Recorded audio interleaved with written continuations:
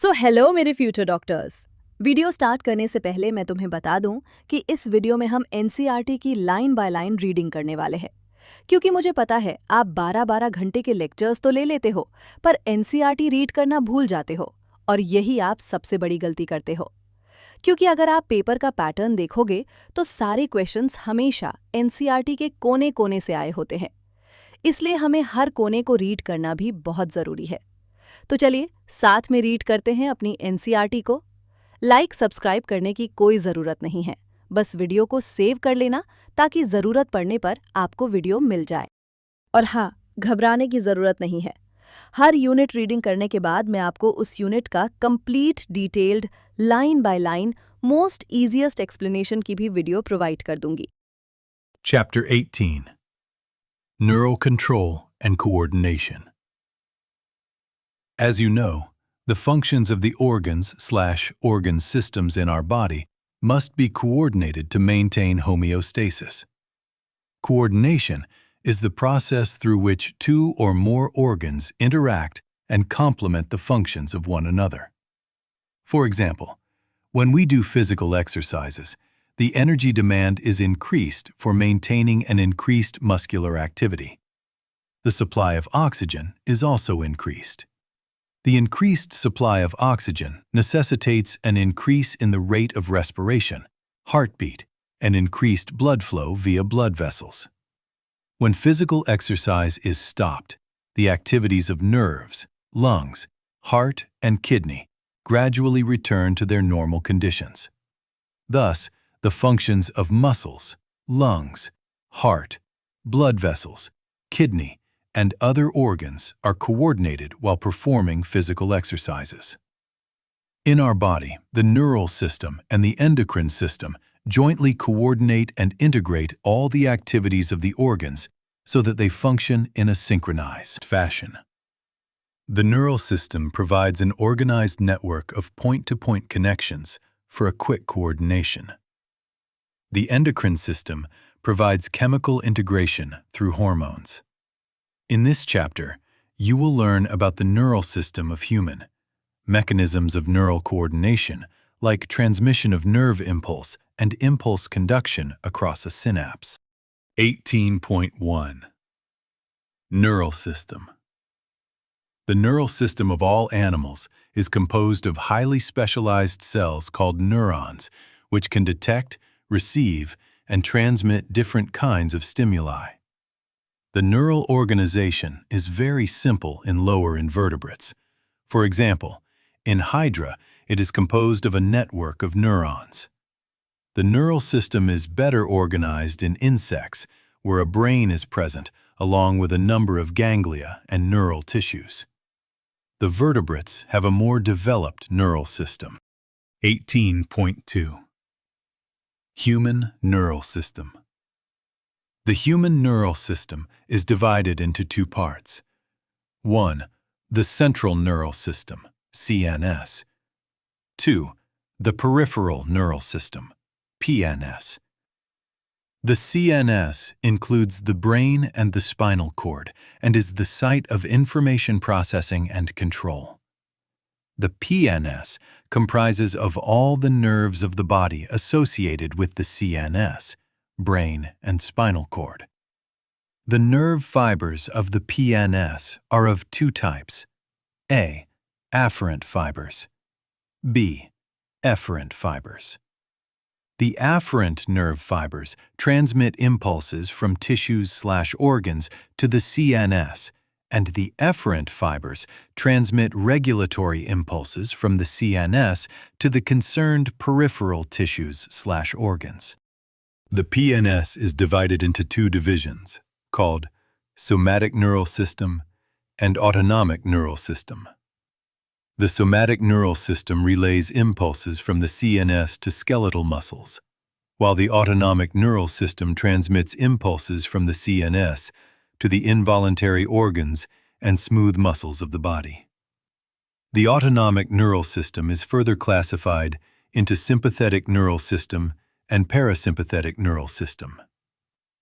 Visceral nervous system is the part of the peripheral nervous system that comprises the whole complex of nerves, fibers, ganglia, and plexuses, by which impulses travel from the central nervous system to the viscera, and from the viscera to the central nervous system.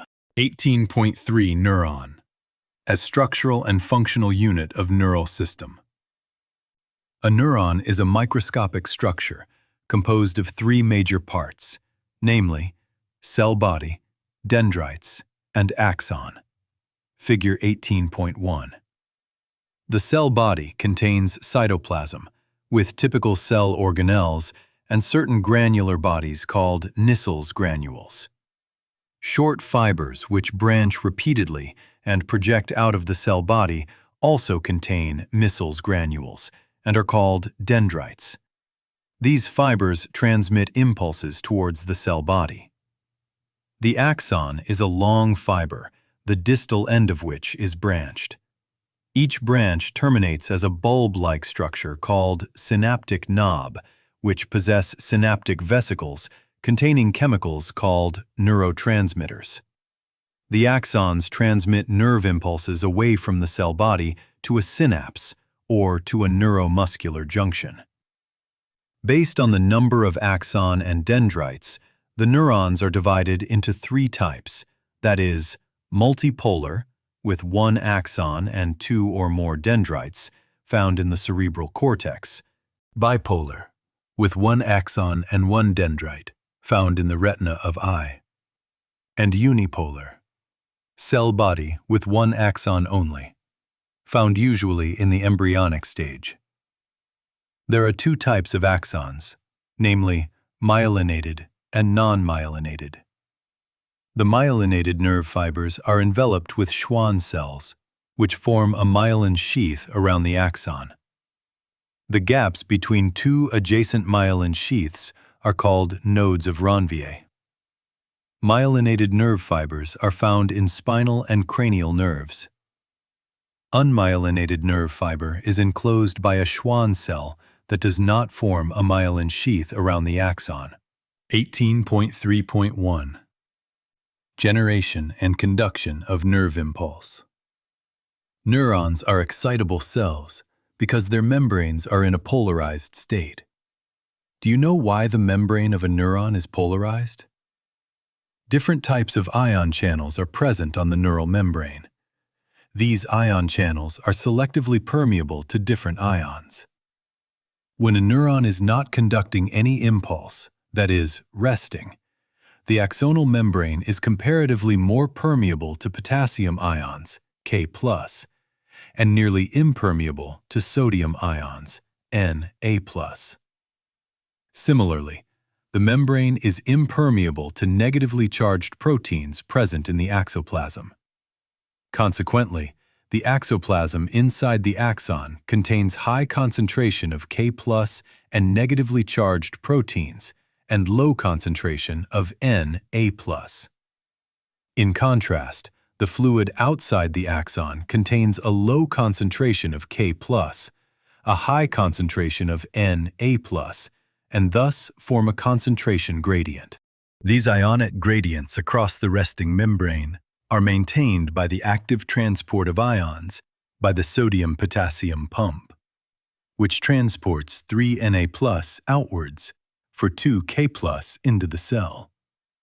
As a result, the outer surface of the axonal membrane possesses a positive charge, while its inner surface becomes negatively charged, and therefore is polarized. The electrical potential difference across the resting plasma membrane is called as the resting potential. You might be curious to know about the mechanisms of generation of nerve impulse and its conduction along an axon. When a stimulus is applied at a site, figure 18.2e.g.A, on the polarized membrane, the membrane at the site A becomes freely permeable to Na+. This leads to a rapid influx of Na+, followed by the reversal of the polarity at that site. That is, the outer surface of the membrane becomes negatively charged, and the inner side becomes positively charged. The polarity of the membrane at the site A is thus reversed, and hence depolarized. The electrical potential difference across the plasma membrane at the site A is called the action potential, which is in fact termed as a nerve impulse. At sites immediately ahead, the axon, for example, site B, membrane has a positive charge on the outer surface and a negative charge on its inner surface. As a result, a current flows on the inner surface from site A to site B. On the outer surface, current flows from site B to site A, figure 18.2, to complete the circuit of current flow. Hence, the polarity at the site is reversed, and an action potential is generated at site B. Thus, the impulse, action potential, generated at site A arrives at site B. The sequence is repeated along the length of the axon, and consequently, the impulse is conducted. The rise in the stimulus-induced permeability to Na+ is extremely short-lived. It is quickly followed by a rise in permeability to K+. Within a fraction of a second, K+ diffuses outside the membrane and restores the resting potential of the membrane at the site of excitation, and the fiber becomes once more responsive to further stimulation. 18.3.2 Transmission of impulses. A nerve impulse is transmitted from one neuron to another through junctions called synapses. A synapse is formed by the membranes of a presynaptic neuron and a postsynaptic neuron, which may or may not be separated by a gap called synaptic cleft. There are two types of synapses, namely electrical synapses and chemical synapses. At electrical synapses, the membranes of pre- and postsynaptic neurons are in very close proximity. Electrical current can flow directly from one neuron into the other across these synapses. Transmission of an impulse across electrical synapses is very similar to impulse conduction along a single axon. Impulse transmission across an electrical synapse is always faster than that across a chemical synapse. Electrical synapses are rare in our system. At a chemical synapse, the membranes of the pre- and postsynaptic neurons are separated by a fluid-filled space called synaptic cleft. Do you know how the presynaptic neuron transmits an impulse, action potential, across the synaptic cleft to the postsynaptic neuron? Chemicals, called neurotransmitters, are involved in the transmission of impulses at these synapses. The axon terminals contain vesicles filled with these neurotransmitters. When an impulse, action potential, arrives at the axon terminal, it stimulates the movement of the synaptic vesicles towards the membrane, where they fuse with the plasma membrane and release their neurotransmitters in the synaptic cleft. The released neurotransmitters bind to their specific receptors, present on the postsynaptic membrane. This binding opens ion channels, allowing the entry of ions, which can generate a new potential in the postsynaptic neuron. The new potential developed may be either excitatory or inhibitory. 18.4 Central Neural System. The brain is the central information processing organ of our body and acts as the command and control system. It controls the voluntary movements, balance of the body, functioning of vital involuntary organs, for example, lungs, heart, kidneys, etc., thermoregulation, hunger and thirst, circadian, 24-hour, rhythms of our body, activities of several endocrine glands, and human behavior. It is also the site for processing of vision, hearing, speech, memory, intelligence, emotions, and thoughts. The human brain is well protected by the skull. Inside the skull, the brain is covered by cranial meninges, consisting of an outer layer called dura mater, a very thin middle layer called arachnoid, and an inner layer, which is in contact with the brain tissue, called pia mater. The brain can be divided into three major parts. 1. Forebrain. 2. midbrain, and 3. hindbrain. 18.4.1 Forebrain. The forebrain consists of cerebrum, thalamus, and hypothalamus. Cerebrum forms the major part of the human brain. A deep cleft divides the cerebrum longitudinally into two halves, which are termed as the left and right cerebral hemispheres. The hemispheres are connected by a tract of nerve fibers called corpus callosum. The layer of cells which covers the cerebral hemisphere is called cerebral cortex and is thrown into prominent folds. The cerebral cortex is referred to as the gray matter due to its grayish appearance. The neuron cell bodies are concentrated here, giving the color. The cerebral cortex contains motor areas, sensory areas, and large regions that are neither clearly sensory nor motor in function. These regions, called as the association areas, are responsible for complex functions like intersensory associations, memory, and communication. Fibers of the tracts are covered with the myelin sheath, which constitute the inner part of cerebral hemisphere. They give an opaque white appearance to the layer, and hence is called the white matter. The cerebrum wraps around a structure called thalamus, which is a major coordinating center for sensory and motor signaling. Another very important part of the brain called hypothalamus lies at the base of the thalamus. The hypothalamus contains a number of centers which control body temperature, urge for eating and drinking.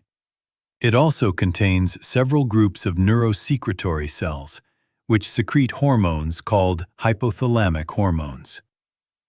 The inner parts of cerebral hemispheres and a group of associated deep structures like amygdala, hippocampus, etc., form a complex structure called the limbic lobe or limbic system.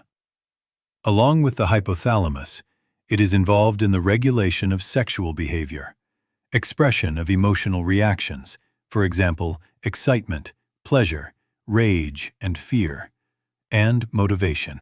18.4.2 Midbrain. The midbrain is located between the thalamus/hypothalamus of the forebrain and pons of the hindbrain. A canal called the cerebral aqueduct passes through the midbrain. The dorsal portion of the midbrain consists mainly of 4 round swellings, lobes, called corpora quadrigemina. 18.4.3 Hindbrain. The hindbrain comprises pons, cerebellum, and medulla, also called the medulla oblongata. Pons consists of fiber tracts that interconnect different regions of the brain. Cerebellum has very convoluted surface in order to provide the additional space for many more neurons. The medulla of the brain is connected to the spinal cord. The medulla contains centers which control respiration, cardiovascular reflexes, and gastric secretions. 3 major regions make up the brainstem: midbrain, pons, and medulla oblongata. Brainstem forms the connections between the brain and spinal cord.